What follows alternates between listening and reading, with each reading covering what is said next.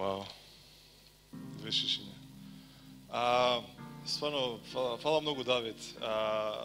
Африка е посебно место да се биде и секој кој што бил таму и кој што имал искуство или пак имал можност да присуствува или пак да биде дел од тие настани, не остануваш истиот, значи се менуваш 100%. Јас сеќавам прв пат кога отидов во Африка 99 година, отидов во Етиопија. И нели, тука кога идам во скандинавските земји, јас сум и малку темен човек, нели? Таква кожа имам, како и кажат, о, ти се разликуваш. Ние сме бели, ама ти си малку потемен. Кога отидете во Африка, вие сте најбелиот човек што постои таму. И јас сеќавам кога идев по таа улиците, доаѓаа деца, трчаа околу мене, ме допираа, ме фаќаа, бидејќи не виделе бел човек. Али во секој случај ја верувам дека сите искуства што ние ги имаме, или подобро кажам, сите работи што Светиот Дух, сите места каде што не носи и не упатува, има причина за сето тоа.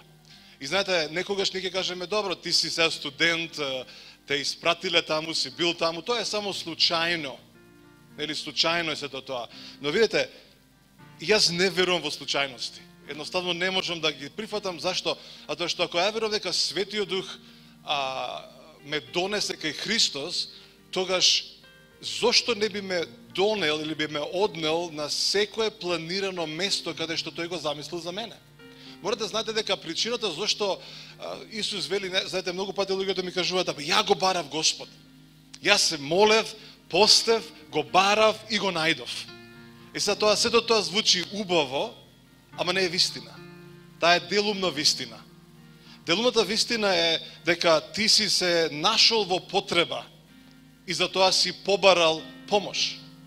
Јас сум уверен, ако не 100%, 99% дека, ако не за сите вас, за 99% од вас, дека сте дошле кај Господ затоа што сте барале помош. Може би еден и двајца дошле случајно и рекле, што е ова, што се случува овдека, и си дошол, кај што убаво овдека, и си застанал, и си останал. Може би еден од вас или двајца. Али 99% од вас, од нас, од сите нас, сме дошле затоа што сме имале некаква си мака. Знаете, надежта единствено функционира кај човек кој што е очаен. Најди човек кој што има се во животот, или навидум има се во животот. Го гледаш и се велиш, па што ќе му зборам ја на овој? Се има. И затоа надежта најдобро функционира кај луѓе кои што доаѓаат до момент каде што го сваќаат следново. И богатите, и некој богат, и некој сиромав. Сиромав, кога велам сиромав, мислам на човек кој што посакува многу работи, а се уште ги нема. Ја во Македонија не сум сигурен, може би коригирајте ме, ама ја мислам дека нема луѓе кои што не можат или пак немаат храна за живење, за јадење. Барем ја така мислам. И ако има, кажете ми, јас ќе му дадам јадење за една година. Нема такви луѓе, барем ја не ги знам. Ако има, тогаш е негова кривица, или подобро кажам, човекот се ставил во некој, донесол некој одлуки, направил нешто, донел некаков си резултат во неговиот живот и тој резултат сега го поклопува.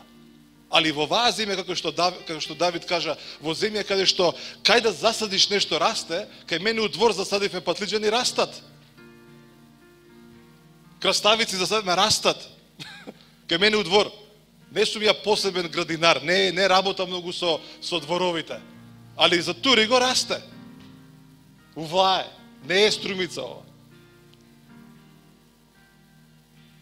Така да, сите ние сме дошле заради одредена причина кај Господ. Имало причина. Сега, нема случајности во Божјото царство. Се сеќавате што реков дека јас бев 99 година во Етиопија. Океј. 99 година бев во Етиопија и Ребека тогаш ми беше симпатија. Како да кажам, како се познававме малку, пишувавме писма, фактички пишував писма, она со пенкало ги пишував. И 99 година октомври јас бев во Етиопија. Ноември Ребека доаѓа, се запознаваме, дечко и девојка, ја на третиот ден викам готово ќе правиме свадба. Готово више нема ја што да барам друг, нема ја што да чекам. Значи најбрзиот брак, понуда за брак, ја што ја го знам. И потоа Ребека ми вика, не, мора ти да доеш да запознаеш мајка ми, мора да го запознаеш татко ми, мора да ги запознаеш моите браќа, сестри, роднини, браќата на мајка ми, викам јас, со сите ли треба да се поздравувам, па да се бацувам, па да се гушкам. Тоа е цела процедура. И знаете што беше интересно? Доаѓам јас таму, тоест пред да дојдам во Етиопија, си викам што да купам како сувенир. Нели, седиш таму во Етиопија, во Африка, викам што да купам како сувенир. И не знаев што да купам. Едноставно не знам што да купам. И купив 2 пакета чај, етиопски чај. И сега го купувам и си викам, ама зашто го купувам? Ниту ја пијам чај, ниту сите луѓе што ги знам пијат чаеви, некој кога е болен пие, али не пиеме чаеви. Ја купувам етиопски чај. И едниот, не знам, го раздадов на луѓе, нешто пробуваат, не чини ова. И другиот, не знам зошто. Едноставно немав причина, реков чајов, ќе го поклонам на мајка ти. Значи на Ребека мајка, викам, ќе го поклонам чајов на мајка и на Ребека. Никаква причина да помислам некој кој што е од Шведска да му купувам етиопски чај. Доаѓаме во Шведска, ги запознавам, ме гушкаат, сите ме бацуваат. И велам на мајка и, ова е поклон за тебе. Мајка и беше стаписана. Знаете зашто беше стаписана? Затоа што она е родена во Етиопија. И првите 14 години она живеела во Етиопија. И тоа беше мојот влез, триумфален влез во тоа семејство. Една кутија чај. И луѓето се заљубија во мене. И не само се заљуби мајка и на Ребека во мене, него се заљубија сите браќа на мајка и на Ребека. Зашто? Сите се родени во Етиопија. Нејзините родители, значи родителите на мајката на Ребека, биле мисионери пред 50 години во Етиопија. И првите 14 години они живееле таму. Така да не секогаш, или по да кажам, не верувајте во случајности кога припаѓате во Божјото царство. Ја верувам дека секој еден од вас кој што седи овдека, кој што слуша, кој што дошол, верувај, не е случајно. Не е случајно тоа што го си запознал, го имаш тој и тој брат. Не е случајно што имаш таа и таа сестра. Ништо од ова што се случува во твојот живот е случајно. И престани да веруваш на случајности, туку почни да се потпреш на едно нешто што се нарекува вера. И почни да веруваш дека кој да Господ го ставил кон твојот пат, има причина зашто тој човек е дојден до тебе. Има едноставно причина. Така да, јас пред многу години престанав да верувам во случајности. Па дури и кога некое познанство или некое пријателство или некоја поврзаност со некоја личност едноставно престанува да функционира во тој момент. Јас не велам, Господи, ова беше твоја грешка. Не, него оставам да времето, или по да кажам да Светиот Дух си го најде својот начин како тоа пријателство, како тој момент порасне во нешто што ќе биде благослов и за нас двајца, а и за секој еден од околу. Така, јас такво нешто верувам. Така да, ако те познавам и ако ме познаваш, верувај ми, не е случајно. Ништо не постоја случајности. Се си има свој дел. Така да, не знам што купил Давид како сувенир, али пази, опасно е да купуваш сувенири од друга земја. Океј, ајде ќе почнеме сега со нешто што сакав да го објаснам. Морам да ви кажам, уживав во славењето. Вау, значи јас стварно уживав. Ја не знам за вас, мене ми беше, едноставно ги затворив очите и како да бев некаде каде што има убавина, каде што има сила во зборовите, каде што има сила во стиховите, каде што има присуство на таа благодат, на таа праведност, на таа надеж, на љубовта. Јас стварно уживав. Така да фала и на Дарко и на Вики, наистина фала, окей? Стварно фала. Некој ми кажа, тој сега кога доаѓавме, рече, знаете, денеска сите луѓе се поздравуваат со оној познат израз Христос воскресе и нели ти треба да вратиш или да одговориш на вистина воскресна. И знаете што за мене е контрадикторно? За мене, не знам за тебе. може би имаш ти сведоштво. Значи, јас верувам во Исус од 95-та година. Значи, од 95-та, некој ќе каже, активно верува во Исус. И не постоел момент, ќе кажем ова во една убава понизност, една добра понизност, не постоел момент во мојот живот, каде што сум имал периоди на некаква си, како се вика тоа на македонски, криза, или нелабилност, или како сега не сум сигурен што дали Господ стварно е тука со мене. Значи, ја такви моменти сум немал. Сум имал моменти каде што сум бил изваден надвор од мојата комфортна зона, каде што не сум го правил ова што го правам сега. Значи, имаше еден период каде што бев извлечен буквално од Македонија, пренесен во друга држава, каде што едноставно не бе во можност или немаше можности да го правам ова што го правам. Што други зборови, немаше можности толку да проповедам и да пророкувам. Што мене ми како секојдневно нешто, како шика на англиски the daily bread, значи секојдневниот леп, или како што Исус веќе дај ни го нашиот насушен леп секој ден.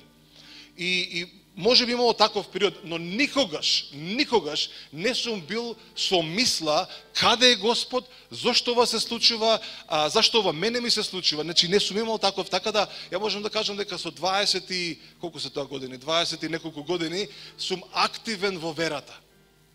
И во тие 23-4 години на тоа активно зборување, на размислување, на вера, на потрага, на истражување на Божјото царство, секоја година, значи тоа се 20 и колку се години? 24 години. Јас сум имал можност да го пресретнам овој ден, каде што на секој човек јас сум му кажал или он кажал Исус воскресна, и потоа одговорот бил навистина воскресна.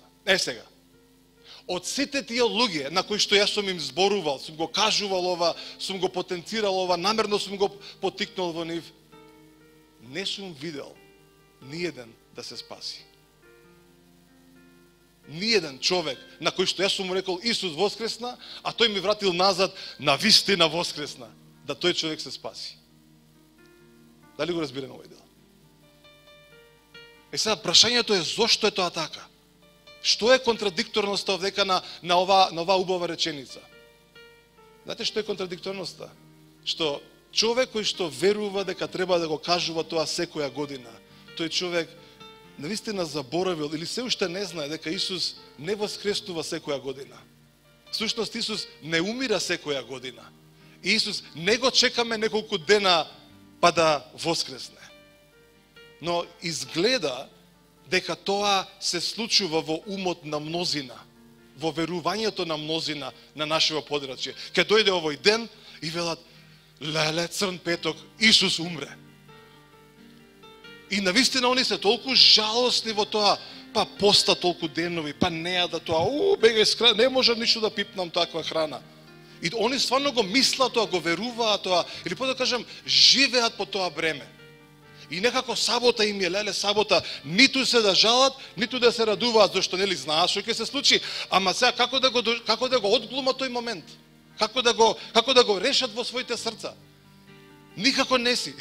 Шикаме ние, не си никако. Ни да жалиш, зашто петок поминал, умрел човекот, ама сега ти си знаеш дека ќе дојде недела. И сега у недела ти треба се радуваш. А у сабота што ќе правиш? Ќе спиеш. Некако или ќе пиеш. Јас знам, порано ние многу пиевме. Сабота ќе дое. Али, така да Исус не умре вчера, ниту пак воскресна денеска. Исус тоа го направи пред 2000 години. Така да не ви кажувам, не го кажувајте ова. Само ви кажувам од моје искуство како сето тоа изгледа, дека постои нешто многу повеќе од само повторување на една реченица. Но видите, на луѓе кои што сум им пришол, или пак станале мои пријатели, или пак блиски со мене, на луѓе на кои што сум им зборувал, или пак сум се молил за нив, знаете што се случило? Без да им го кажувам, да им кажувам ова фраза, знаете што се случило? Тие луѓе рекле, сакам да го прифатам Исус. Без некое фанфарно, Исус воскресна, навистина воскресна. И затоа за мене таа фраза е како, иако е вистина, некако ми е излитена заради традицијата. Некако ми е штура заради неплодноста неизина. Така да, на еден начин денеска и се радувам, а во исто време па ми е чудно да ја кажем оваа фраза. Бидејќи знам дека не донесува промена во еден човек. Не донесува. Така да имајте си го во предвид и за следната година, кој ќе Исус кој ќе умре па пак ќе воскресне, па и за другата година пак ќе умре, пак ќе воскресне. Што да ви кажем, може ве разочарав сега малце од ова, ви се навикнали, некој каже, сега ќе окористам да... Да. Океј. Опа, добре. Ајде одиме Филипијани 3 глава 10 стих. Ајде само ќе кажам неколку стихови. Малку да ви го пообјаснам овој дел што збориме за воскресение и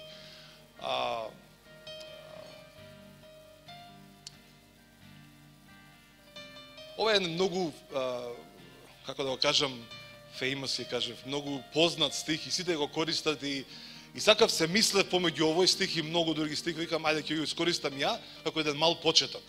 Тука сте ми сите? Добри сте? Ме слушате? Ај малку мавнете ми вака. Океј, добре. Денеска имам и две работи што сакам да ги дадам, бидејќи нели е Великден. Имам две мајци и сакам да ги дам како поклон, али мора да слушате внимателно, затоа што од тоа што го зборувам ќе имам прашање и тој што ќе одговори правилно тоа прашање ќе се добие мајца. Сега дали ќе го пасува, не знам. Али важно си ги купив и ги спремив да ги дам на некого денеска. Океј, така да дојдов спремен, не знам за вас.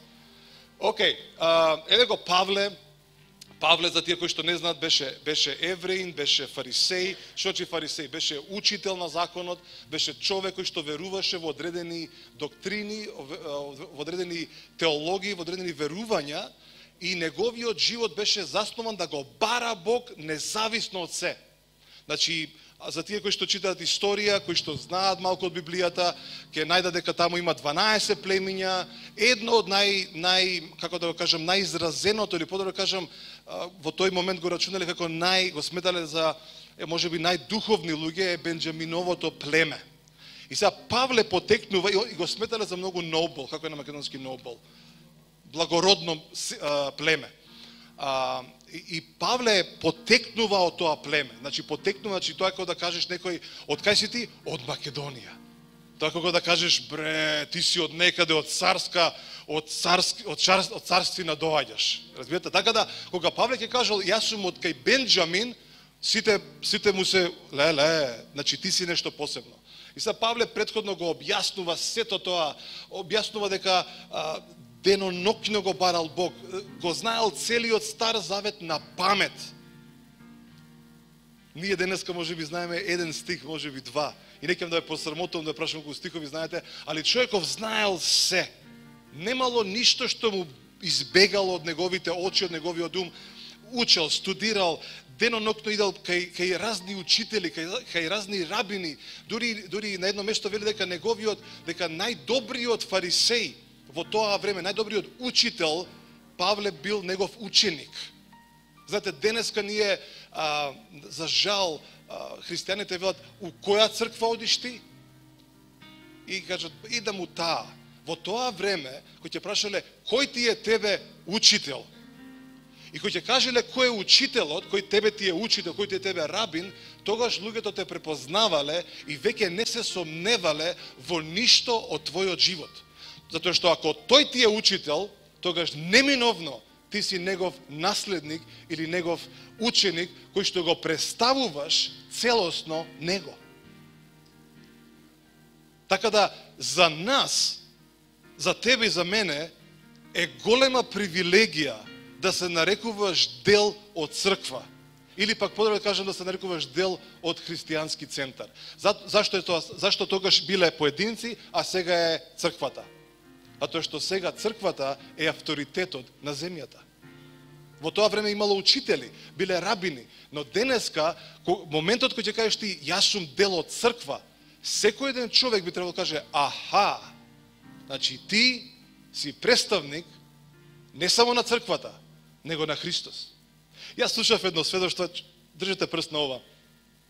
Слушав едно сведоштво, малку ќе се насмеам, вели човекот, јас се спасив пред толку години и Господ ми стана ова и почна да кажува како Господ го спасил и после кажа нешто што ја гласно се насмеав кога го слушав и рече сега сум многу добар, сега сум многу кроток, сега сум многу мек. Јас се насмеав и реков чекај, ние треба да го одлучиме тоа, а не ти.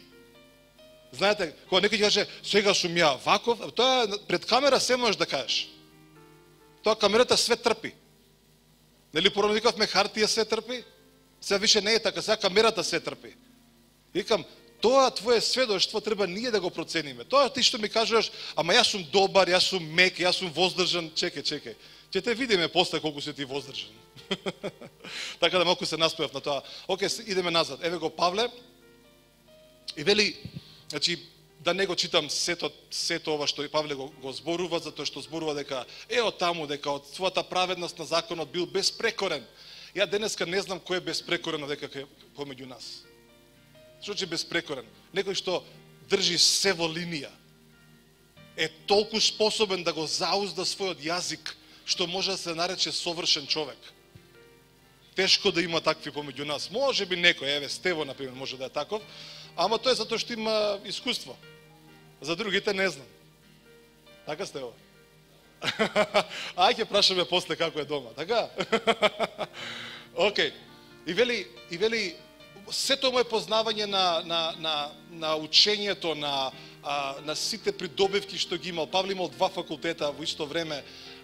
И вели, кога загубив се, еве го, ај читаме 7 стих, но тоа што ми беше некогаш придобивка, го сметам за загуба заради Христос. И уште повеќе, сметам дека се е загуба во однос на превасходното познавање на Христос Исус, мојот Господ, заради кого загубив се и се сметам за смет. Значи не се смета самиот за смет, него се друго смета за смет. И вели, за да го придобием Христос, 9 стих, и да се најдам во Него без своја праведност, која доаѓа од законот, туку по што? Туку по праведноста која доаѓа преку верата во Христос. Праведност која е од Бог врз основа на вера. И еве го 10 стих. Ова е тој познат стих. Кај што вели? Да го познам Него и силата на Неговото воскресение и учеството во Неговите страдања, станувајќи сличен на Него во Неговата смрт, та некако да достигнам до воскресението на мртвите. Значи, кога некој од нас го читат овој стих, се радуваат. Ме најде Христос, во Него сум. Некој може да каже, чекај Зоран, па ти го читаш ли во последново? Та некако да достигнам до воскресението на мртвите. Ти каже, па чекај, ние треба да се трудиме сега. Ние се треба да работиме. Ние треба да се предадеме уште еднаш посилно, за да некако можеби, да го достигнеме воскресението, бидејќи видиш, ова спасението не е толку сигурно како што сите го зборуваат. Знаете што е работата овдека? Во контекстот на она што Павле го зборува. А и морам да го поврзам со едно друго место каде што Павле исто така објаснува за воскресението. Ај са, памтете го овој дел и одиме сега во 1 Коринтијани. Мислам дека за овој стих не сум проповедал многу, али ова ќе биде интересно да ви го објаснам овој дел. 1 Коринтијани 15 глава. Може би во теолошкиот свет ја сметаат, или барем порано беше така, оваа глава за многу тешка и за многу комплицирана, тешко и комплицирано објаснување. И сите некако го избегнуваа овој дел. Немој 1 Коринтијани 15 глава, немој да проповедаш за нејза, бидејќи е комплицирана, комплексна е. И ај ќе одиме нагоре, иди. Океј. Ајде ќе читаме од 9 стих. Читаме од 9 до 18 некаде ќе отидеме. Видите што вика Павле. Значи, имајте го во предвид дека Павле кажува дека јас сега се друго ставам на страна, се сметам за смет, во сооднос со разбирањето дека Христос воскресна од мртвите и дека јас сакам да станам сличен и да живеам, тоест да живеам во силата на тоа воскресение, та да станам сличен на Него, дури и во страдањата. А ако се сеќавате вие што бевте последниот пат, страдањата имаше два збора кои што ги користевме за страдање. Внатрешен притисок и надворешен притисок. Океј?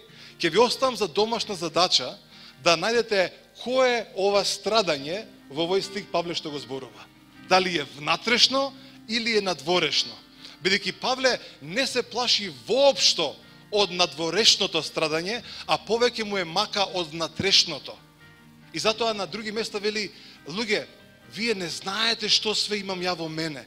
Вели, јас не спијам со ноќи за вас, се молам за вас, се убедувам за вас, се застапувам за вас. Значи, Павле имал внатрешна борба за секој еден кој што бил спасен преку неговата служба или пак што поверувал преку неговата служба. Павле не ни спиел за овие луѓе. Постојано бил подсетуван за овие луѓе. За црквата во Галатија, за црквата во Коринт, во Солун, во Атина, во Ефес. Он постојано ги имал тие луѓе во неговите мисли и во неговото срце. И тој без прекин размислувал, се молел и пробувал некако да им помогне на овие луѓе. Океј, сега видете го што вика Павле. 9 стих. Зашто јас сум најмал меѓу апостолите. Ај само ќе го кажем како факт. Ако почнете да го читате Павле и почнете да читате неговото прво послание, ајде како се представува Павле? Јас, апостолот на Господ Исус Христос, повикан за службата што Господ ми ја даде помеѓу неевреите. И сега кога го читаш, вкусуваш малку од неговата, како да кажам, да не речам арогантност, ама да кажам смелост. Нели, мнозина од вас сте добиле пророчки зборови. И мнозина вас ви кажеле, ти ќе бидеш учител во оваа земја. Ти ќе бидеш апостол во оваа земја. Ти ќе работиш помеѓу мажите. Ти ќе работиш помеѓу жените. И одеднаш после 15-20 години се наоѓаш дека да, работиш помеѓу мажите, ама се 5-6. И некако не е на бина, него е помеѓу нив. И си кажеш, Господи, ова беше тоа што ми го зборуваше? И Господ вика, да, ти што очекуваше? Па ја очекував да бидам со микрофон, па тука качен на бина, па сите аплауз да ми... Дали го разберем овој дел? Биди учител и на двајца. Биди помошник и на еден. Биди ментор на 2-3 тројца. Биди ментор на таткото и на мајка ти. На дедо ти, ако е жив. Или на прадедо ти. Има и такви случаи. Али немој да замислуваш нешто во главата, ама ја требаше да бидам најдобриот славител. Така ми пророкува. Па биди најдобриот славител. Пред двајца, пред тројца, пред 10, пред 50, пред 60, не знам колку сме тука, 60 на луѓе. Биди најдобриот. Направи го најдоброто од себе и на таков начин ќе бидеш најдобар. Амен, луѓе. Океј, зашто јас сум најмал меѓу апостолите. Ова е едно од неговите последни посланија. Павле почнува мислејќи дека, ќе бидам, и вели, слушате луѓе, јас најмалиот од апостолите. Сватил дека не работава за него. Него станува збор за другите луѓе околу него. И подобро кажам, станува збор за Господ. Зашто јас сум најмал меѓу апостолите и не сум достоен да се наречам апостол. Иако Павле во 1 Тимотеј, во 2 Тимотеј 1:11, јас сум повикан за апостол, за учител и за проповедник. Која контрадикторност? На едно место вика јас сум, а на друго место не сум достоен, луѓе. Зашто сваќа дека е по благодат.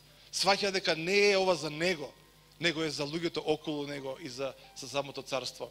Бидејќи ја гонев Божјата црква, но по Божја благодат сум она што сум, а неговата благодат према мене не се покажа залудна, туку се потрудив повеќе од сите нив, но не јас, туку Божјата благодат која е со мене. И така, било јас или тие, така проповедаме и така и вие, така и поверувавте. Видете сега, 12 стих, се враќаме назад во Филипијани, ги поврзуваме. Но ако се проповеда дека Христос воскресна од мртвите, како некој меѓу вас вела дека нема воскресение од мртвите.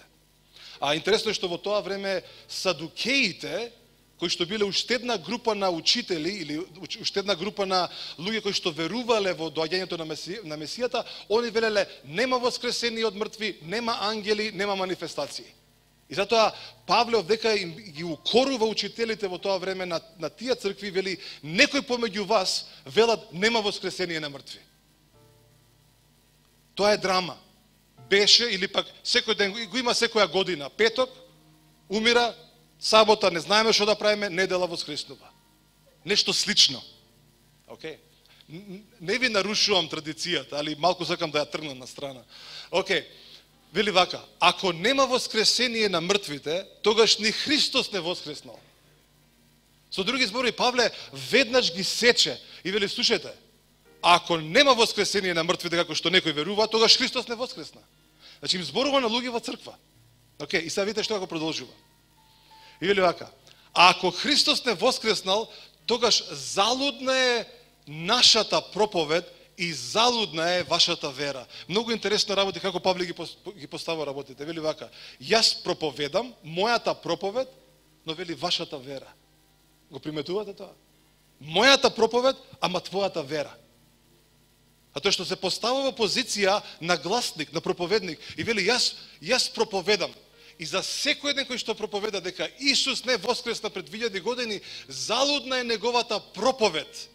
А во исто време залудна е и твојата вера, бидејќи веруваш нешто за кое што е лажно, трагично и погрешно.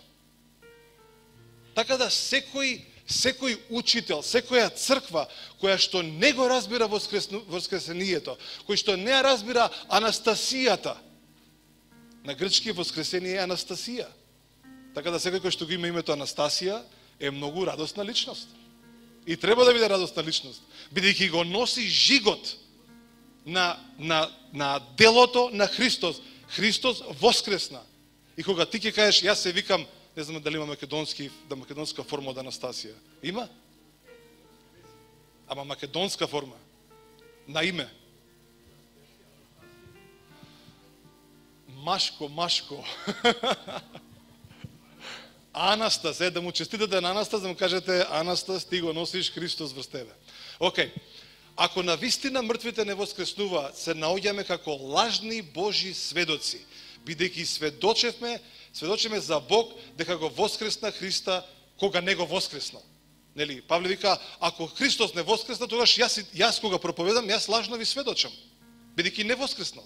Но ова е многу битен стих. Зашто ако мртвите не воскреснуваат, ни Христос не воскреснал. 17 стих. А ако Христос не воскреснал, суетна е вашата вера и вие сте се уште во вашите гревови. Тогаш и оние кои починале во Христос загинале.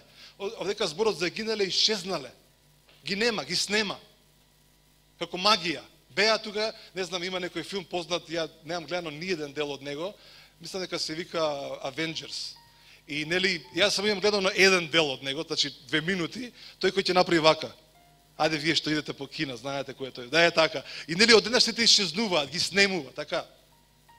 И вика, ако Христос не воскресна, они ги снема. Прашина стана, не постојат повеќе. Но вели 19 стих.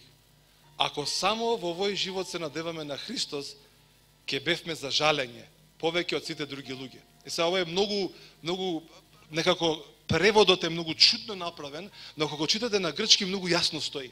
И вели вака: и ако само живеејќи на земјата, ние се надеваме во Христос, тогаш ние сме за жалење.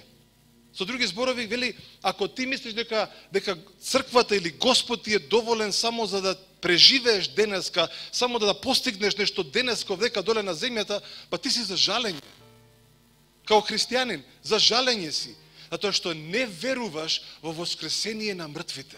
Не веруваш во живот вечен. Не веруваш во нешто што ќе трае цела вечност. Еден мој пријател, ќе го наречам пријател пророк, се сретна со една многу позната, како ги да наречам, звезда од Јужна Кореја. Значи, девојкава има, мислам дека има околу 2 милиона следбеници. Следбеници во смисол, ја слушаат незината музика. И еден ден овој пророк иде во Јужна Кореја и она слуша за него. И вели, сакам да те сретнам. бидејќи ги гледам твоите видеа, гледам како им пророкуваш на сите луѓе, им ги знаеш тајните, им ги знаеш имињата, им ги знаеш дата на раѓање, им знаеш лична карта, им знаеш банковна сметка, знаеш што правеле вчера, едноставно ги читаш, ги знаеш луѓево. И она, бидејќи е толку позната, успева да најде начин да еден на еден со пророков. Пророков доаѓа кај нејзе, седнуваат во кола и она вели: ајде сега да ми кажеш што Господ зборува. И тој вели: што? Да ми кажеш што има Господ за мене. Тој вика: не, од кај да знам ја? Ама ти си пророк. Ма не знам ја, поема немам. Кај да знам што Господ изборува на тебе? И она разочарана целата: па како сега, јас стварно сакам да го слушнам Божиот глас. И вика: а тој намерно и прави финта. И вика: ај знаеш што, ај вака ќе направиме. Ај ти пробај да го слушаш Господ. Не, ја не знам да го слушам Господ. Ја не сум пророчица или ја не. Ти слушни го Господ за мене. Ја не знам. Не. Ајде ти послушај го Господ, да видиме што Господ ќе ти каже на тебе.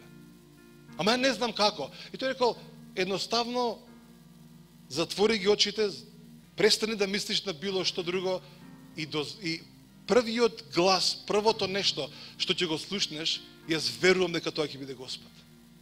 И одеднаш имало тишина од неколку секунди. И одеднаш женава рипнала: рече, слушнав глас. И тој рече, и пророкот вика: што слушна? Дека Бог многу ме љуби. Тоа е Господ, и рекол. Само толку. И рекол: тоа е доволно.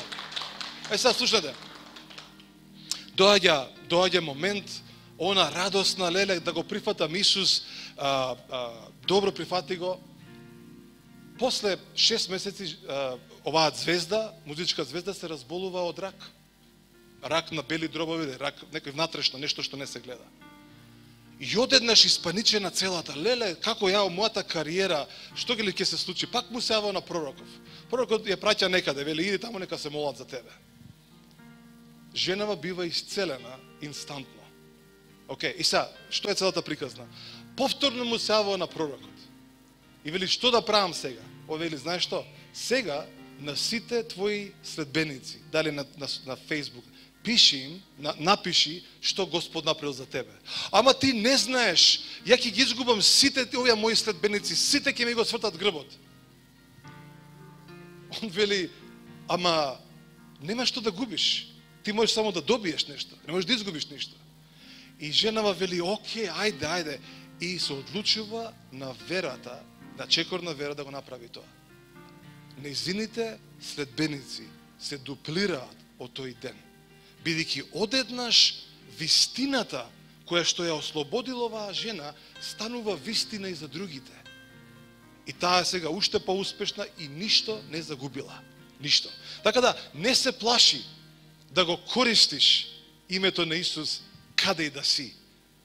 Не дека Господ ќе ти дуплира се што имаш, али нема да изгубиш ништо, него само имаш да добиеш нешто, да добиеш уште повеќе од неговото разбирање. Видите се што пишува. Но сега, 20 стих, Христос воскресна од мртвите, како првина или како првороден на оние кои починале. 21 стих, бидејќи смртта, овој стих е прекрасен, ова е неверојатно. Овој стих мора да си го памтите. Мора да го памтите како да ви зависи животот од ова, бидејќи ова ќе ви зборува за вечноста.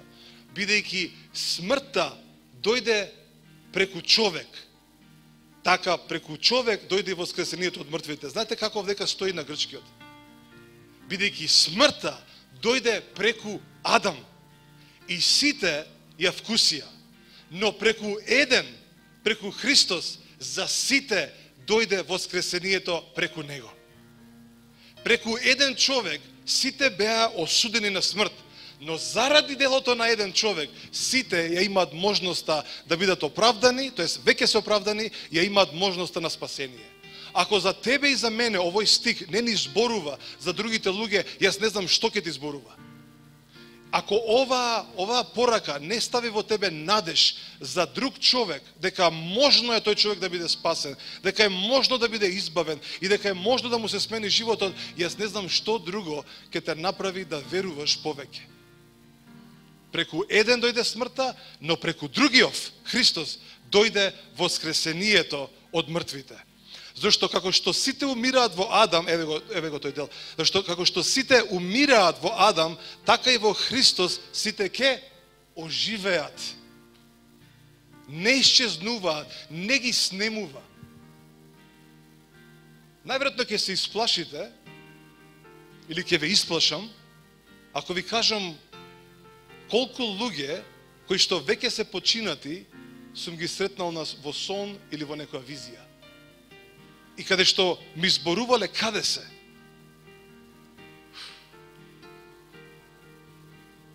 И ми зборувале колку е прекрасно таму каде што се. И каде што велеле не се секире, Зоран, јас сум на најубавото место што постои. Бидејќи тоа на земјата, тоа е само еден мал дел. Сега јас сум во вечноста. И ги гледам облечени во бело, облечени во прекрасна радост. Нема грижа во нивните срца, нема грижа во нивните умови.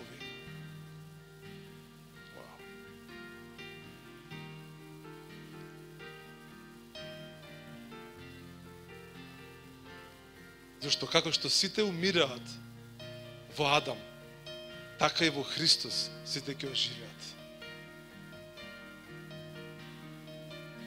Земи си го овој стих како залог во твоето срце за секој еден кој што се бунтува или за секој еден кој што е изгубен.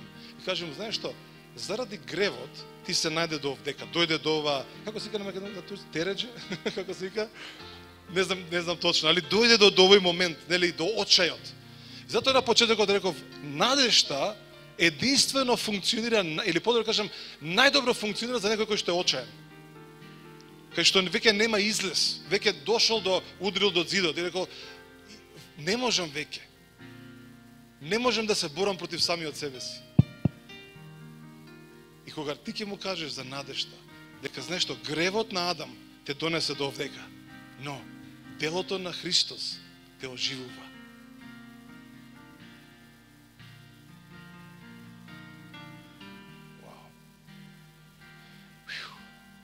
Ја не знам што се случува во вас кога ги читате овие стихови. Јас би посакувал да имате длабоко откровение на овој стих и да не останете рамнодушни.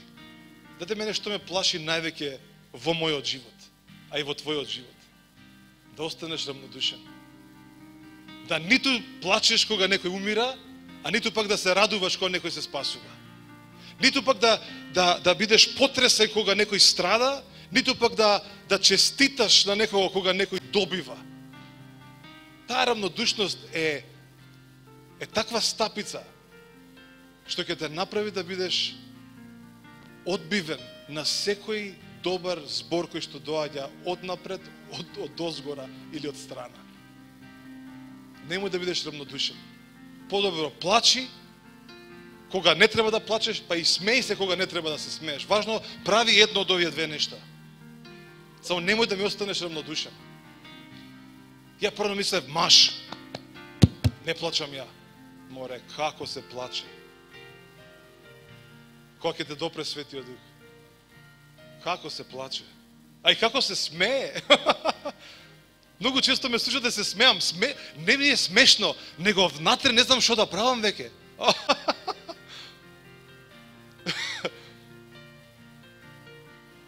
Така да, нека те познаат луѓето. Ако нека кажат плачкото, го знаеме. Тој што се смее и тој го знаеме. Плачи кога треба и кога не треба да плачеш. Радувај се кога не треба да се радуваш и кога треба да се радуваш.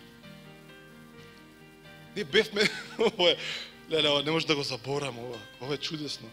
Не знам што се случуваше во мене. Бевме на погребот на еден мој многу добар пријател. Ова е пред 20 нешто години. И моментот кога стапнав на тие гробишта, ја пола саат се смеев како да сум на некоја дрога. Ја не знаев што се случува со мене. Кога се вратив назад, а моментот стапнеш до него, ненормално смеење. Значи, тоа беше плачење. Ја не сум се смеал така никогаш во животот. Се смееш, кој викаме, ко луд. Смеј се.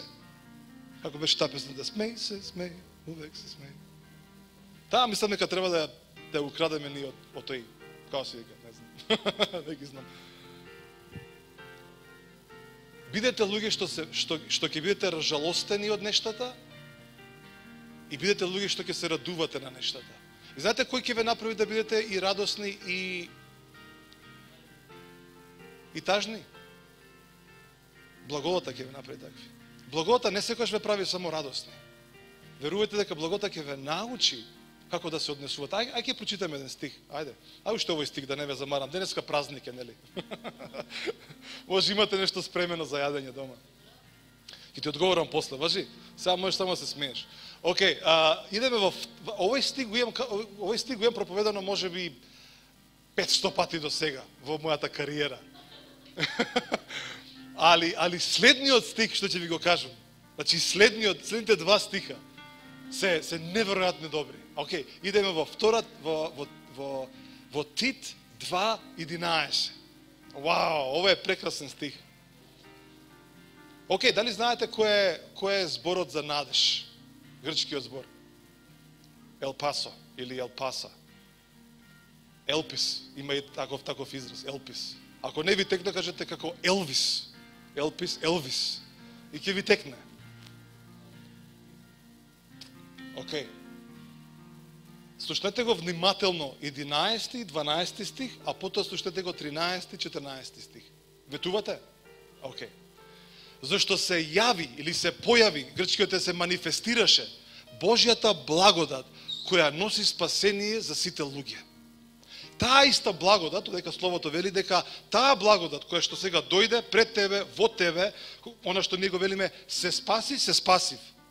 Како се спаси? Па кажав, Исусе дојди. Тоа е само формата, што си ја кажав. Тоа е само форма. Исусе дојди во моето срце. Кај знаеш ти кај ти е твоето срце како прво, па да дојде таму. Не знаеш. Праша некој кај е твоето срце? Чекај, не знам каде е, тука вака некаде. Кога дојде благодата во тебе, која не поучува, видите што прави благодата. Благодата е прекрасна. Која што не поучува да се откажеме од безбожноста и од световните похоти. И сега вели вака. И потоа ни дава инструкција, уствари, дека е, да живееме разумно, праведно и побожно во сегашниот век. Значи, овој стих си му го кажал многу пати. И би требало да го знаете на памет. Кажеме, се појави Зоран кажа вака, се појави Божјата благодат, која што носи спасение за сите луѓе. И нас сега ни дава инструкции како да се откажеме од безбожноста.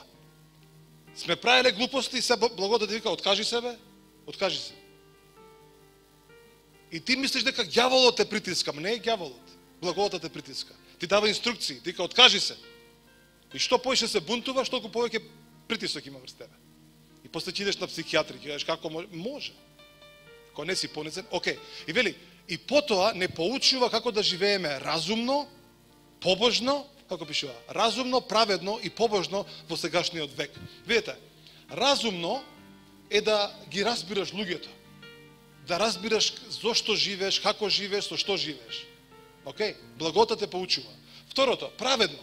Да живееш како праведник, како човек кој што е оправдан. Ако некогаш сретнете човек, христијанин, кој што вика, абе ние грешници сме, каде бе ти праведник? Кажете му го овој стих. Благодата те учи како да живееш праведно. И потоа ти вика и да живееш побожно. Што значи побожно? Со крстот на чело? Не. Со радоста во твоето срце.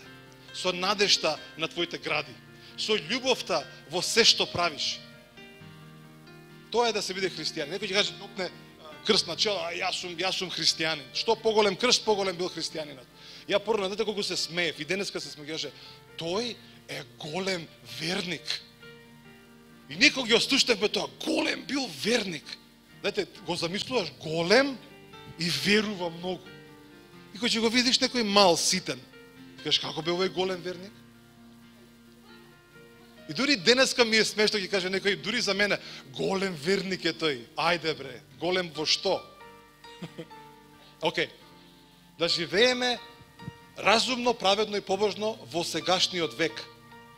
Сегашниот век е сега во овој момент. Не е завршена форма. Знаете зошто? Заради следниот стих.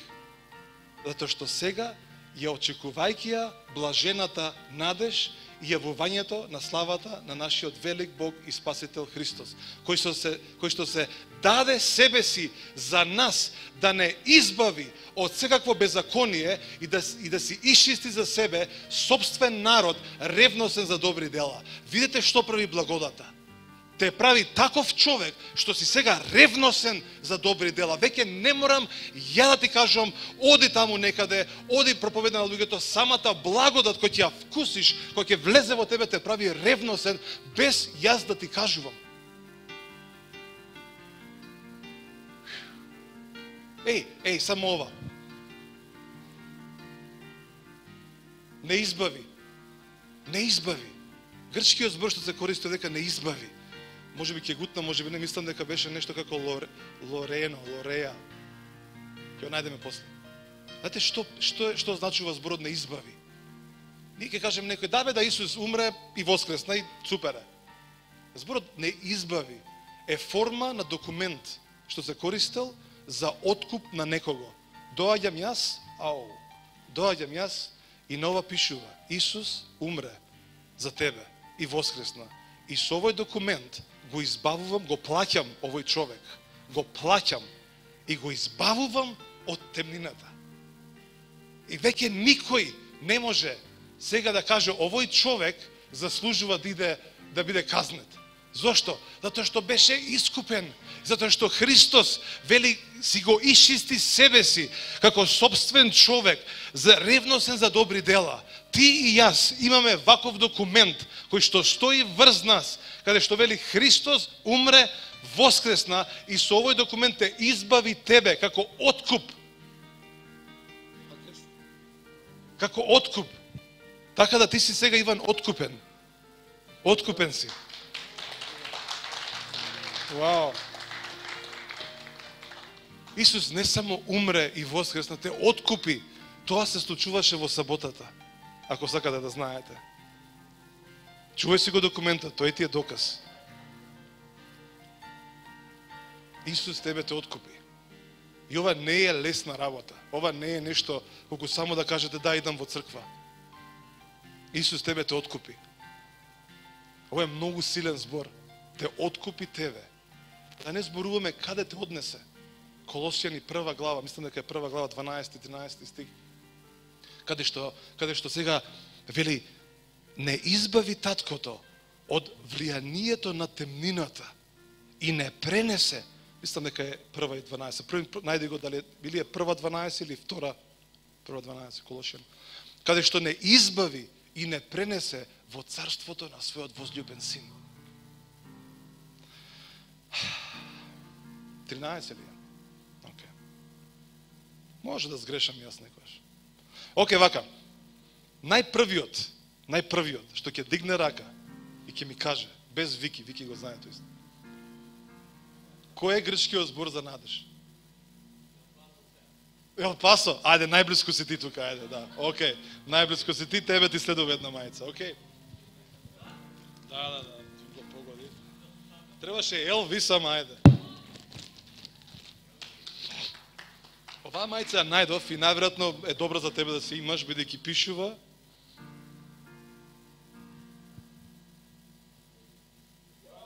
вистинска надеж. Вау. А одлучи во моето срце оваа втора да му давам на Давид. Затоа што ќе му, ја мислам дека ќе му биде иста е. Кај ми е Давид? Тука е некаде? Таму си Давид? Ајде. Заслужуваш, да. Таму кој ќе идеш во Африка, да имаш надеж за тие таму што тврдат дека не веруваат во Исус. Океј?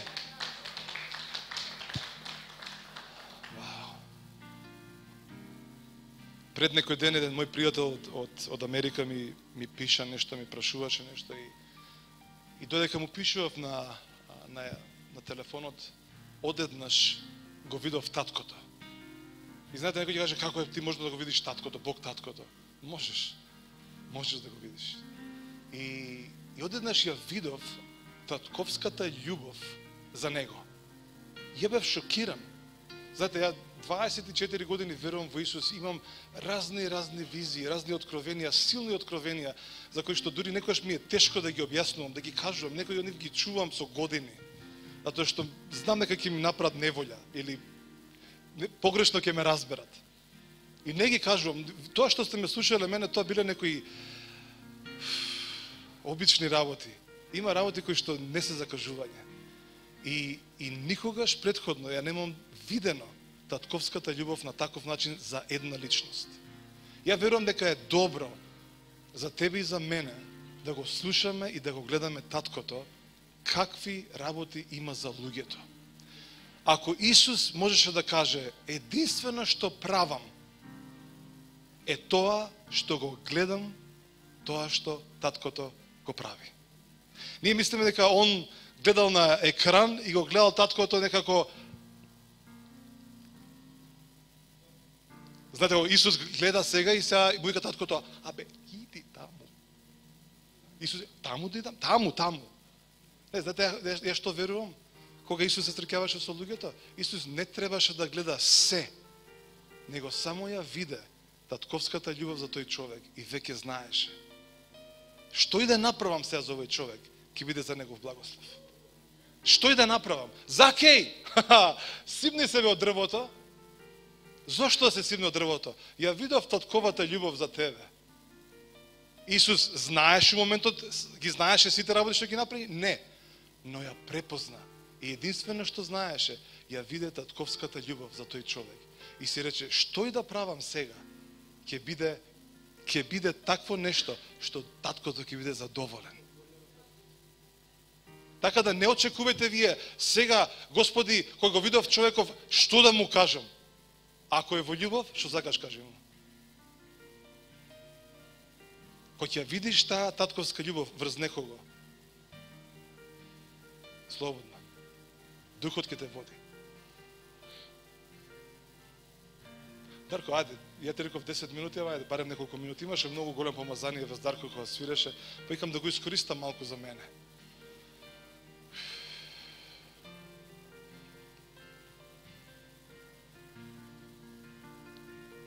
Ако поставам вакво прашање, не знам колку сте смели да ми одговорите у моментов, додека зборував, додека, што би рекол некој, додека изливав од мојата внатрешност, од моето срце, дали има некој смел што може да каже дали Господ го допрел него, или да кажам, дали некој од вас виде нешто, или дали некој почувствува нешто што е стварно реално, како, држи се река, нешто како, ова не е само зборови на еден човек, ова не е само некој си зборува, нема друго што да препа, сега си зборува. Него јас наистина сакам да што и да е, да кога ќе отворам уста, да наистина да биде нешто што ќе те допре тебе, нешто што ќе ја донесе реалноста. Ја пред некој ден разговарав со мој пријател, рече, почнаме да се молиме и еден падна на земја. И 30 минути седеше доле на земјата. И потоа почна да ни раскажува што све се случило во тие 30 минути. Каде што бил на небото, каде што ги видел сите ги видел тајните, каде што веќе никогаш повеќе не останал истиот. Јас копнеам за такви нешта. Јас копнеам да моите зборови не бидат само исполната тишина. Или да кажам, тишина која што е исполната со друга тишина. Него зборови кои што раѓаат нешто во вас, кои што донесуваат тој копнеш, таа ревност, или да кажам, таа убавина да наистина го бараш Божјото царство. Само затоа што си дошол тука не те прави ништо посебно. Но, ако го земеш тоа што Духот го стави денеска во тебе, верувај, ќе те направи многу по-специјален него претходно. Постојат моменти каде што ние се запознаваме со Христос, но постојат и моменти каде што Христос менува нешто во нас. Може да бидеш христијанин со години, но постојат денови како овој, каде што нешто се ослободува од тебе. Некаков страв се ослободува од тебе. Некаква си блокада се ослободува од тебе.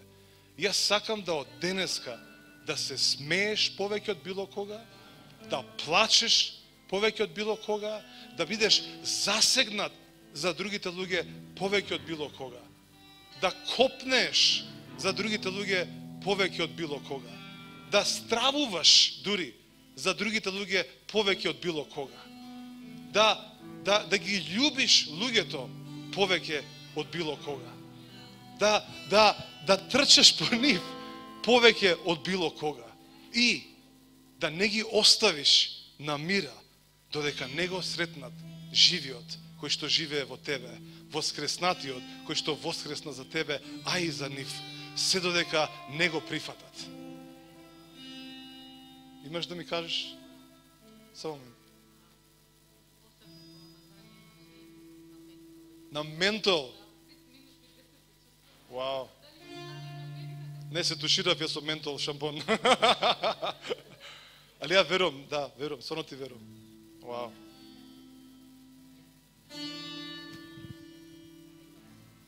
Кој што има босилок? Вау.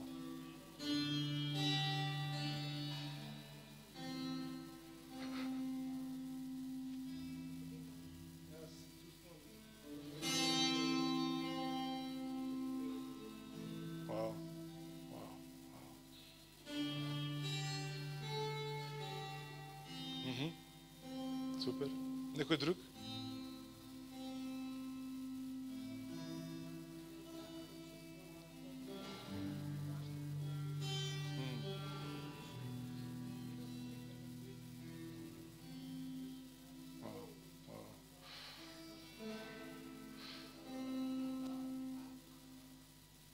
Еден?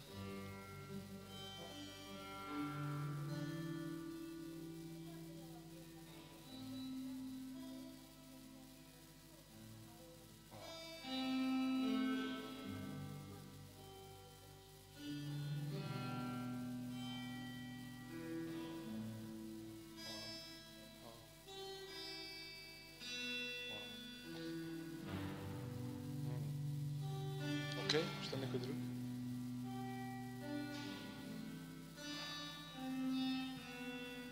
Немојте после да испадне онаа песна од Лепи Сол, правих се речи увек касно сетен.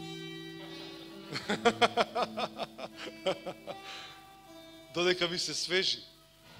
Не за да се пофали некој или пак едноставно за да некој друг слушне, бидејќи некој си вели ова е само како може луѓето. Ова е вистински. Неговото присуство, неговото помазание на вистина помеѓу нас, во нас. И не е импресија, не е хипноза, него е светот, или по да кажам, небото, небескиот мирис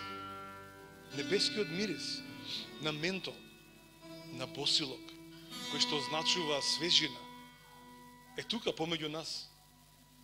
И затоа ви велам, научете се да ги уживате добрините на нашиот Бог. Научете се да бидете приемчиви луѓе на се што доаѓа од Божјото царство. И не дозволувате да биде само тоа нешто, ама јас знам подобро од него. Ако можеби најверојатно и знаеш повеќе од мене. Али не станува збор колку знаеме, него колку дозволуваме да сето тоа биде во нас. Исусе, фала ти. Фала ти за твојата благодат.